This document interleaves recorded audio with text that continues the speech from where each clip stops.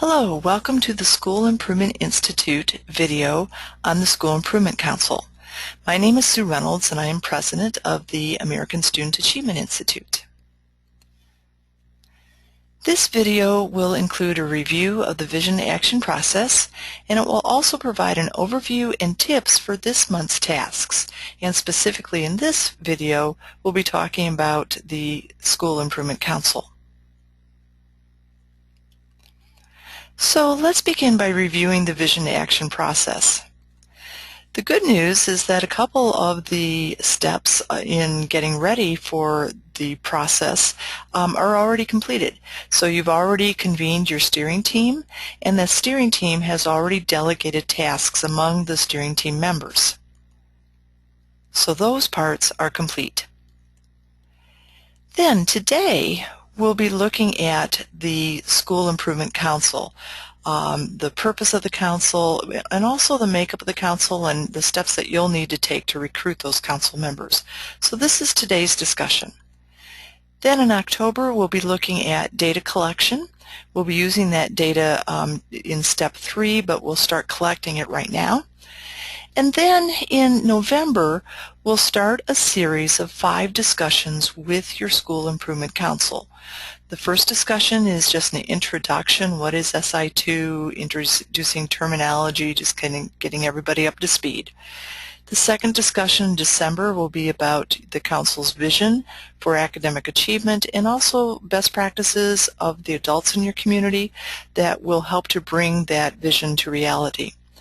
The vision will also include your ideal student data. Then in January, we'll look at setting some realistic goals that you will achieve within 1 year. The goals will actually have 2 different types of goals. The primary areas for improvement are broad areas that your school is working to improve, and then the SMART goals are very specific. They'll say exactly which students are going to improve. They'll say exactly what benchmark are they going to hit. They'll have baseline data, we'll have target data, and then finally there'll be a timeline when we want to reach that goal by. So we'll have very specific SMART goals in this step. Then in February, your council will have a discussion about the root causes, or in other words, the reasons that students maybe aren't reaching those goals or aren't likely to reach those goals. We'll provide a lot of data for you here that you've collected in the beginning of the year. We'll bring that data out here, and that data will help you see if your school, the degree to which your school is implementing the ASA elements of high achieving schools, and also the DOE turnaround principles. And as your council looks at that data, different areas will emerge that are interfering with achievement. Then, in March, your council will look at the question, okay, if we have these areas that are interfering with achievement, then what are we going to do about it? And they'll start to look at best practices, interventions that your school can implement to address those root causes. So that's a very interesting discussion. We'll bring you lots of resources about proven practices that other schools are implementing to address some of the same root causes that your school has. And one of the resources that we'll provide is the Indiana Conference on Learning. Members from your school will attend this conference in late February, and they'll come to the conference to shop for interventions. Those people will already know what the root causes are, and then they'll come to the conference to shop for interventions. What are we going to do about it? Then finally in April, after the council has had all 5 discussions and they've settled on the interventions that your school will implement in the coming year, at that point we'll go into preparation. Specifically, we'll be spending a lot of time looking at professional development. We want to make sure that those implementing your interventions can do so fully and with integrity. So we'll talk about what professional development is needed. We'll also put together an annual calendar so that to help us make sure that all of the interventions get off the shelf and into practice.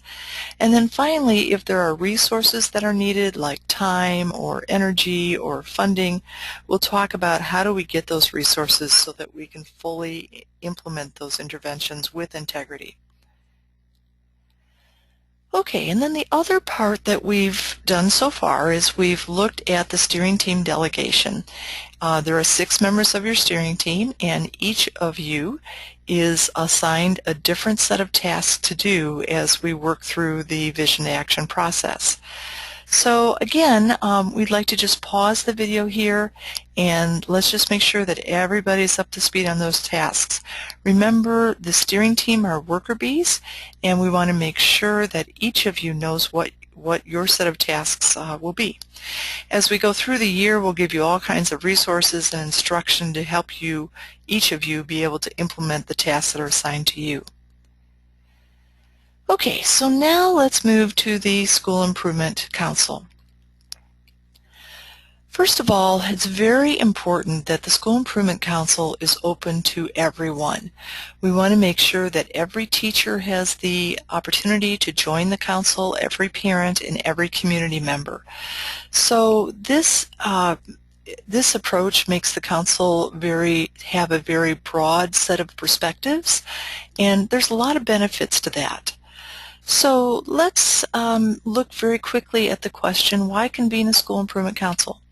And again, please pause the video, have that discussion with your steering team, and when you're ready, hit the play button. Why should we convene a School Improvement Council?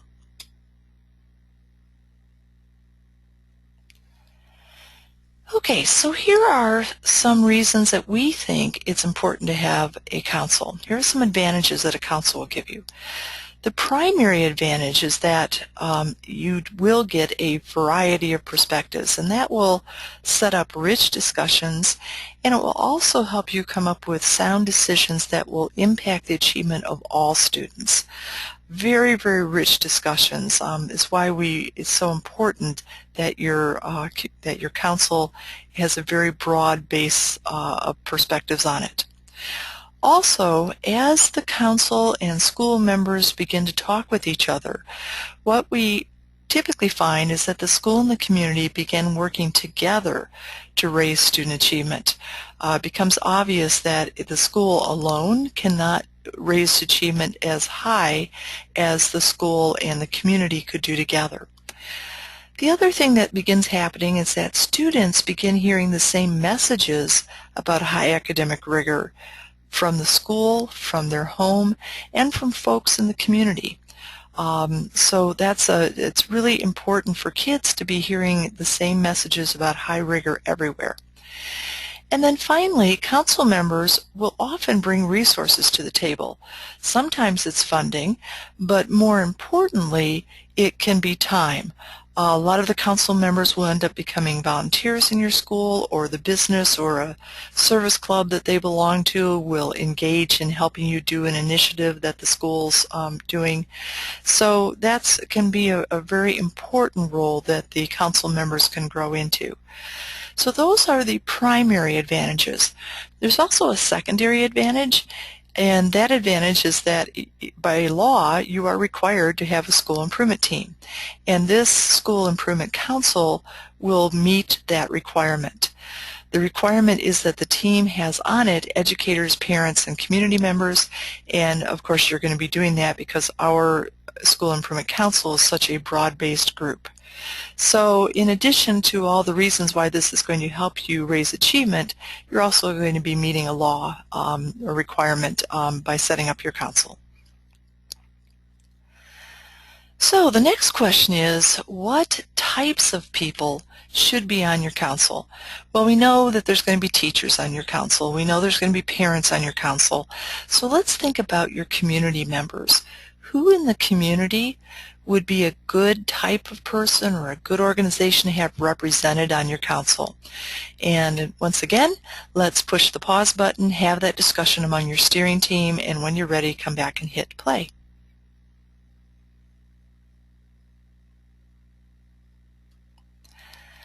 So here's what we think would be an ideal council makeup. You can see we've have three different areas here: educators, parents, and community members. Among the educators, we are strongly recommending that every single teacher in your building be a member of your School Improvement Council. We think it's important for every teacher to have a voice. This certainly impacts the culture of the school and what teachers do in their classrooms. So we think it's really important for all teachers to be involved in the discussion and the decision-making process. We also think it's important for all school counselors to be involved and all administrators. And then we would also suggest a representative from each of your feeder schools and representative from schools that your students will go to after they leave your building.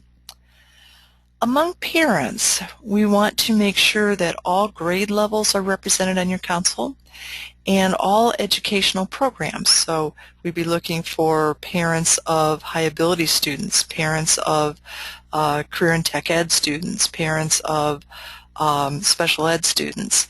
So all different types of curriculum programs or academic programs, we would like to have parents represented on your council.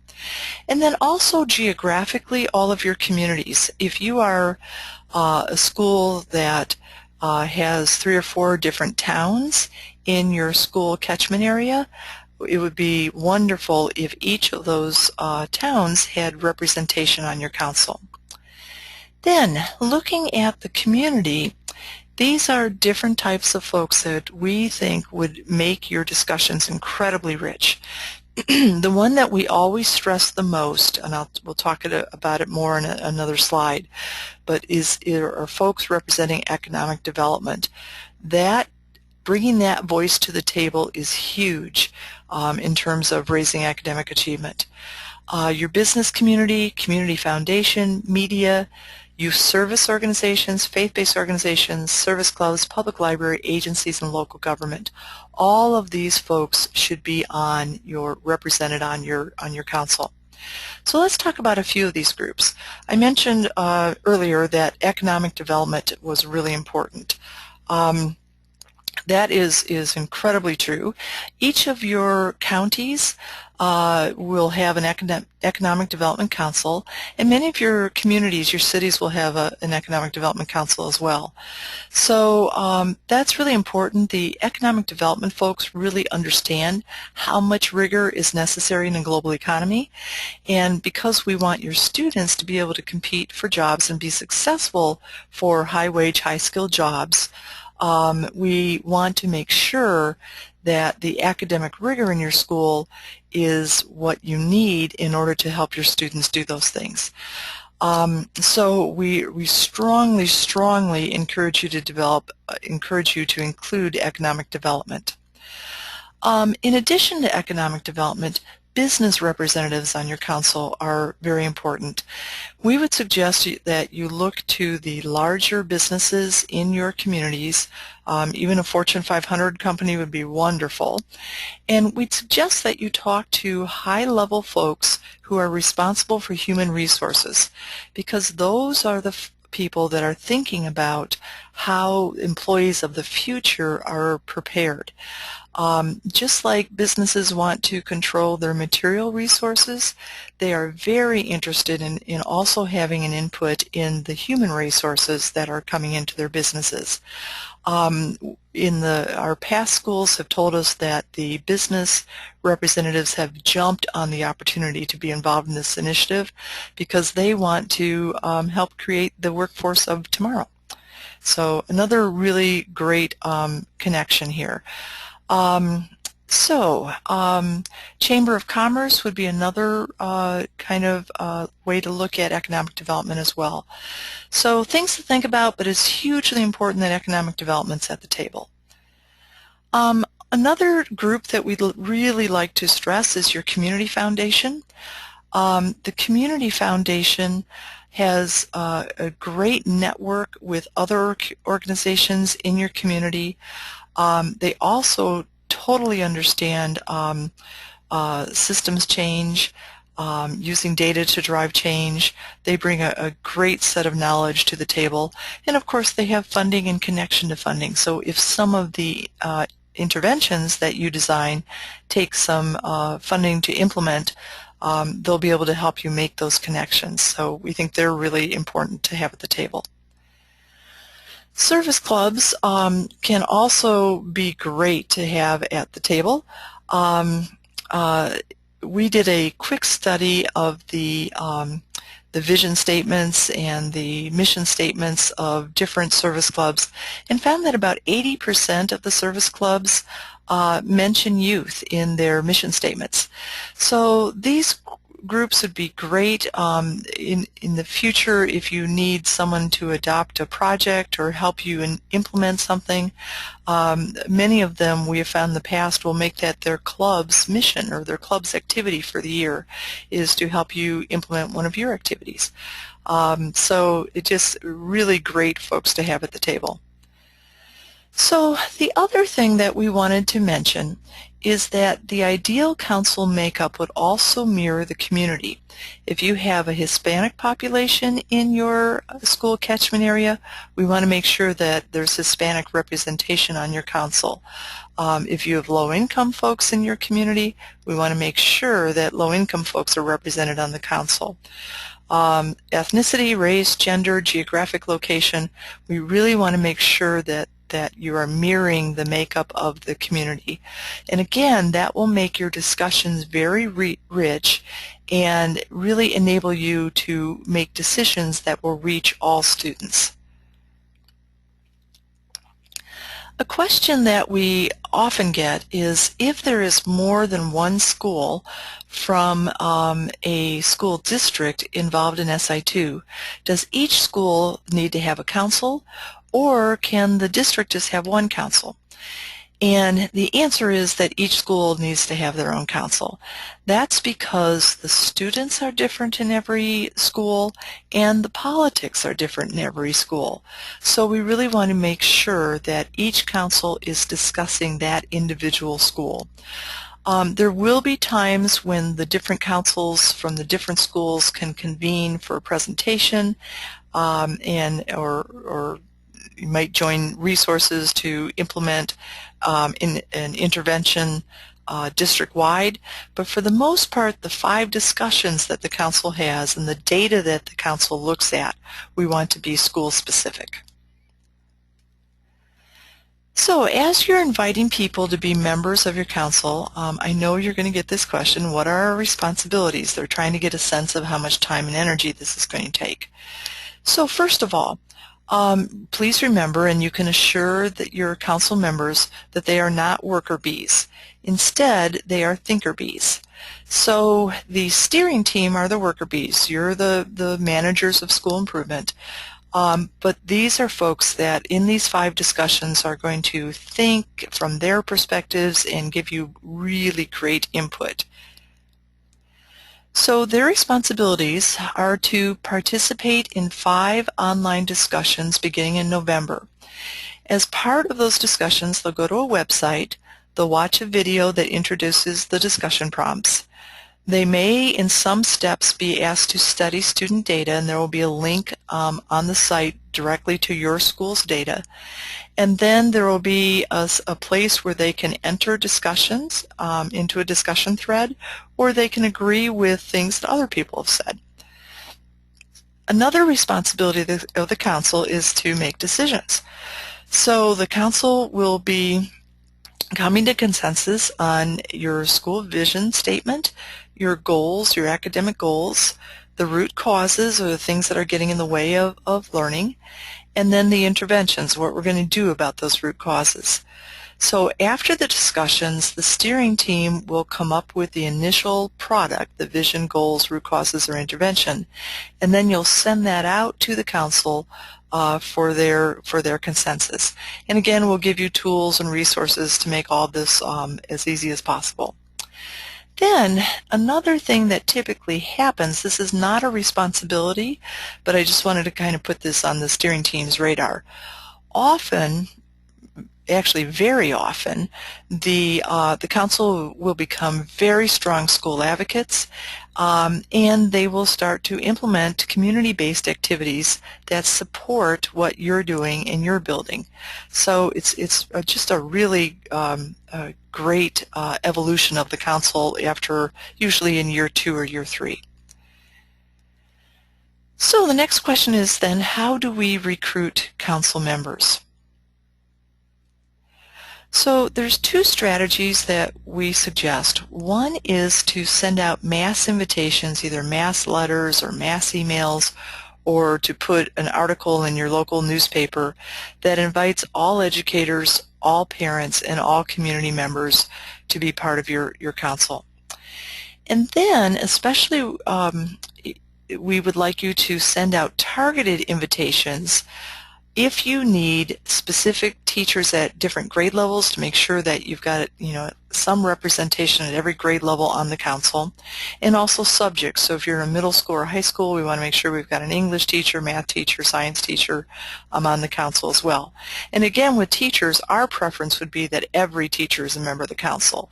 But if you can't get everyone, we just want to make sure that we have grade level representation and subject area representation.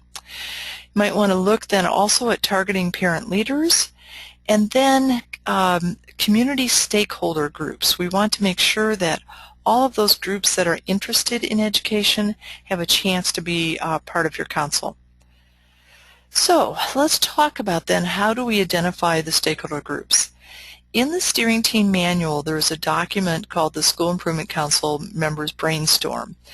And that gives you just a list of typical organizations that exist in or stakeholder groups that exist in a community. And what we suggest is that you sit down with your steering team and work through this page as a 2-part process. The first part is to just walk through this document and circle the number in front of any stakeholder group that exists in your school catchment area. So is there a local government official? Is there local government? Yes, so you've got that one. Is there a local economic development group for your school or your county? Yes. Is there a Work One or unemployment office? So you're just going through the list and identifying who the stakeholder groups are. That's step 1. And then step 2 is to start putting some names to those groups. Well, who could we invite from the local government? Who could we invite from local economic development? So we would suggest that you pause the video now, find this page in the steering team manual, complete the activity, and then when you're ready, hit the play button and we'll resume.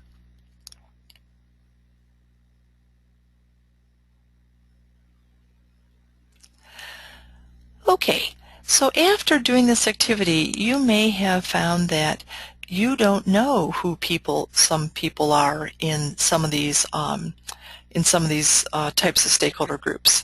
So another resource that we have for you, and this is also in the manual, is a list of statewide representatives. So the Indiana Economic Development Corporation has posted on their website a list of economic development corporations. So you could go there and find the phone number and the contact information for the one that is in your area.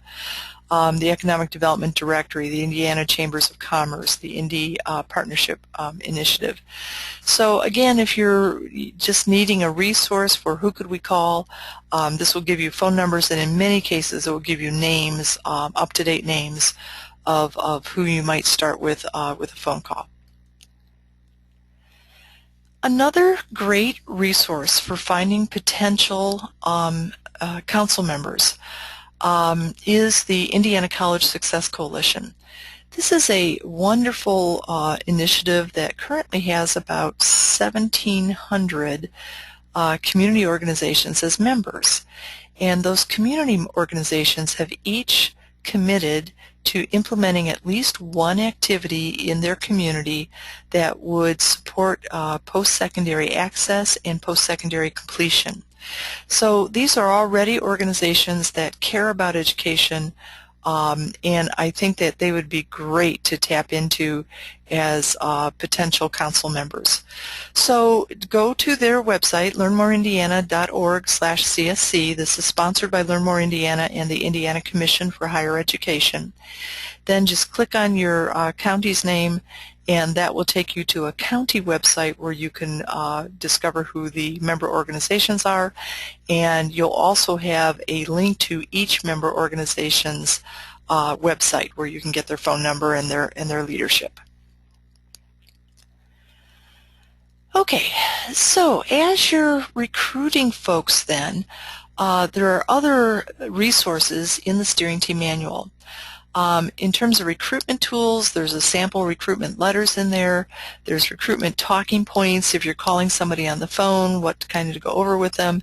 And then if you're at a meeting where you're recruiting council members and you want to have a flyer to give people, there's a flyer in there that you can use as well.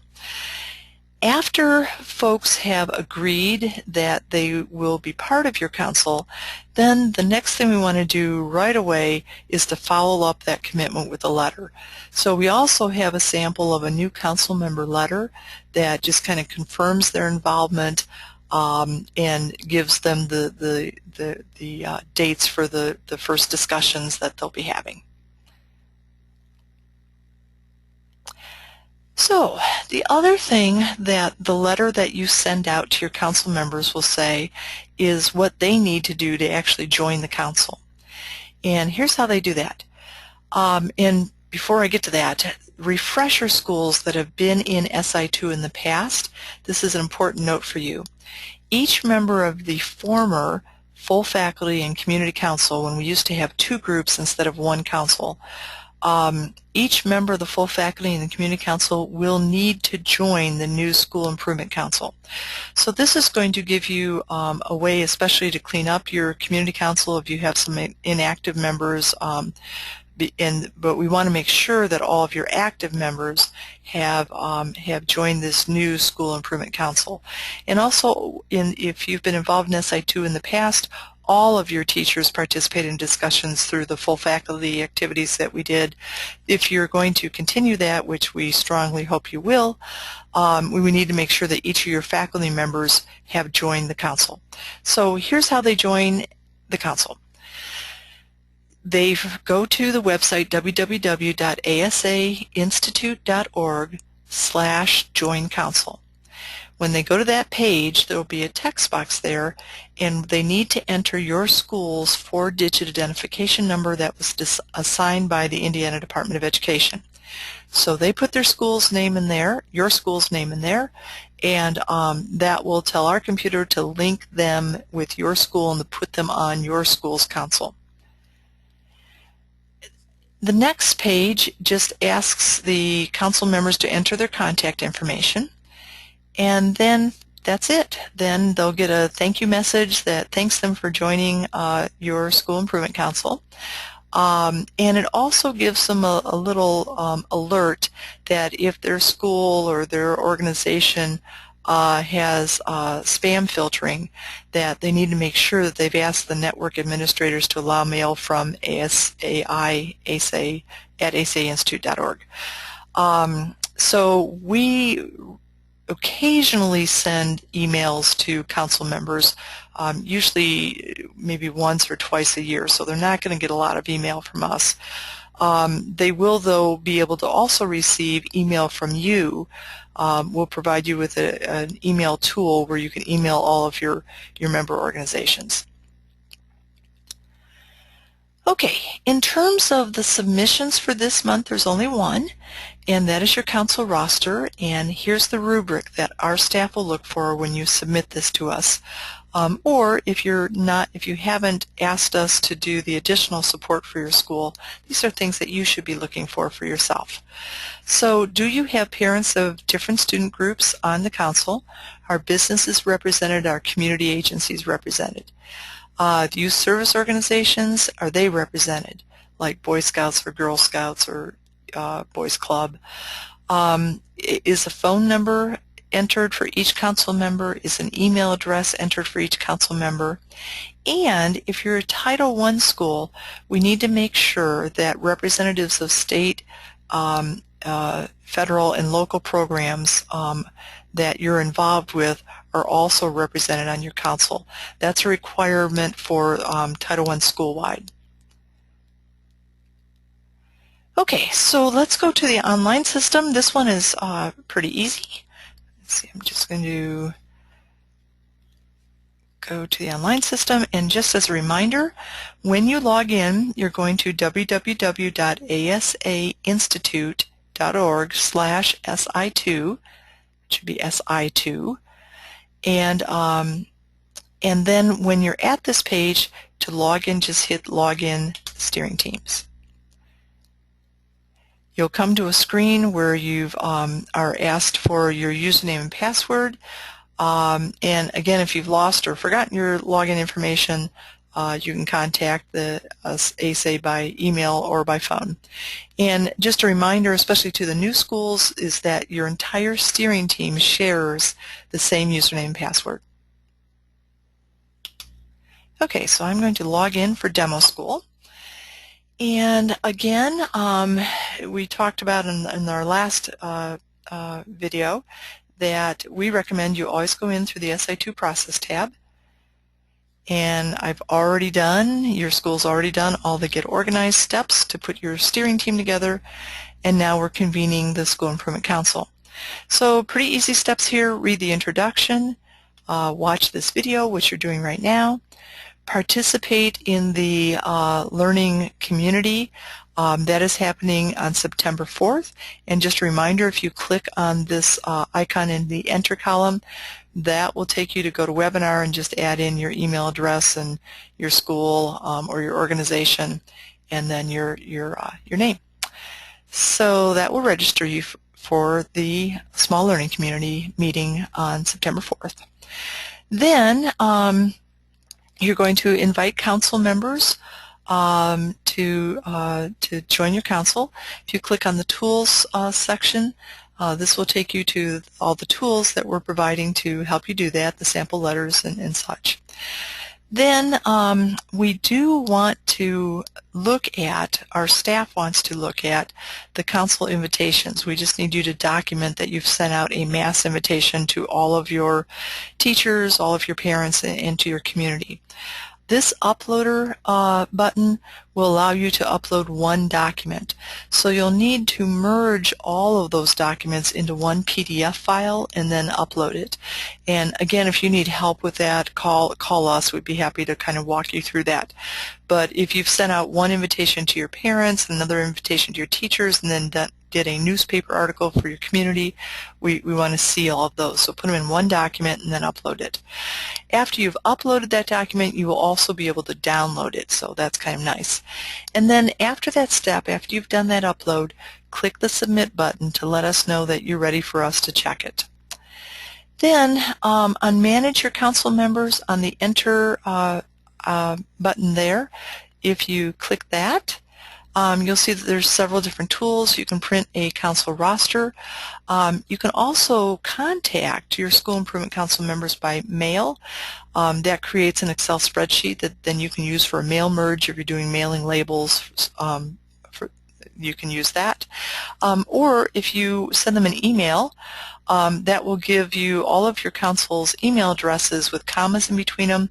Or if you would rather have semicolons for your email tool, you can click a button and it will drop semicolons in instead of commas. And then you just copy and paste that into the to box in an email. Okay, so that's that page. And again, I'm going to go back to the SI2 process. And I'll scroll down here that I'm convening the School Improvement Council.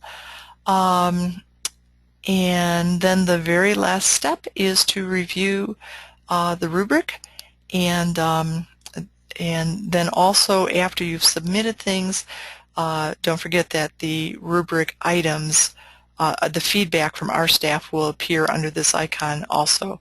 We'll check off the rubric items that we found, and then we'll put comments in there as well. And you can see those comments by clicking the enter icon in the rubric items row. Okay, so that's the online system that goes with this video. I'm going to go back to the PowerPoint. And a couple things. Last thing is we do want you to create a plan for recruiting your council members. And again, please remember that if you need any help as you're developing or implementing your plan for recruiting council members, please give Mary Beth a call. She is there ready to help you, waiting to help you. Please don't hesitate to call her, and her phone number and email address are on the screen. And just a reminder that we have the 5-minute rule, that if you're ever confused for more than 5 minutes, you are required to call Mary Beth. Mary Beth will quickly change that rule to the 5-second rule. We don't want you to have to waste any time being confused. So please call her as soon as you need her. Okay, so here's our suggestions for making your plan for recruiting your council members. On mass invitations, please, as a steering team, determine who will write your letters or the newspaper articles to invite people to join the councils. And we want to make sure that you're inviting all teachers, all parents, and all community members. And then determine when the letters or articles will be disseminated to the newspaper, to your teachers, or out to your parents. So those are the mass invitations. So please develop a plan for making that happen and a timeline.